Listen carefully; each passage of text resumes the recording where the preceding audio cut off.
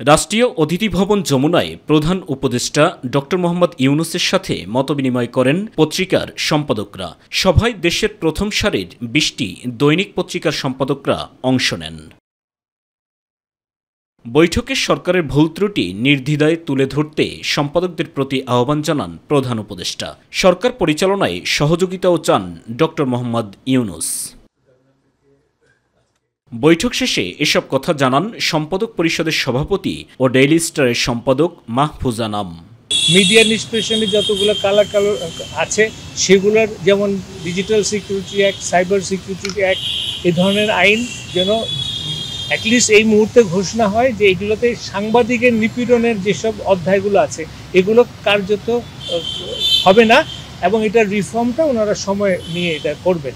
যে উনি বলেছেন যে আমরা যেন সোচ্চারভাবে এই সরকারের ভুল ত্রুটি হলে আমরা যেন নির্দ্বিধায় সেটা কাগজে ছাপি এবং ওনার এই সরকারকে সাহায্য। যমুনায় প্রধান উপদেষ্টার সাথে বৈঠক করেন ব্যবসায়ীদের একটি প্রতিনিধি দল। বৈঠকে শিল্প প্রতিষ্ঠানের নিরাপত্তা নিশ্চিত করতে সব ধরনের আশ্বাস দেন প্রধান উপদেষ্টা।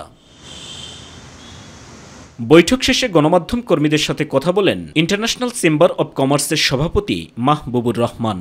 We are going to support the interim government আপনাদের কাজ করার জন্য, এবং সামনেও আমরা আপনার সাথে থাকবো, কিন্তু আমাদেরকে আমাদের কাজকর্ম ব্যবসা বাণিজ্য করার জন্য সেই পরিবেশটা একটু এনশিওর করতে হবে যাতে করে ল এনফোর্সিং এজেন্সিসগুলো ঠিকভাবে কাজ করে। রিকোয়েস্ট করেছে এবং উনি সাথে সাথে এগ্রি করেছে। দুই বৈঠক শেষে সংবাদ সম্মেলনে সাংবাদিকদের এক প্রশ্নের জবাবে দুবাইয়ে আটক ৫৭ বাংলাদেশি শিক্ষার্থীরা মুক্তি পাচ্ছে বলে জানান প্রধান উপদেষ্টার প্রেস সচিব।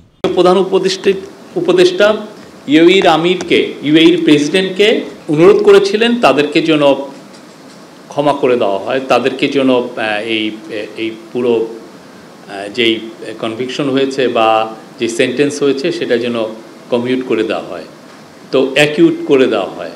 তো উনি ওনার কথাটা রেখেছেন। আজকে আপনারা দেখেছেন যে কত, এবং মাননীয় প্রধান উপদেষ্টা এই সংবাদটা ২০ জন এডিটরের সাথেই বলেন। সাইদুর রহমান আবির, মাই টিভি, ঢাকা।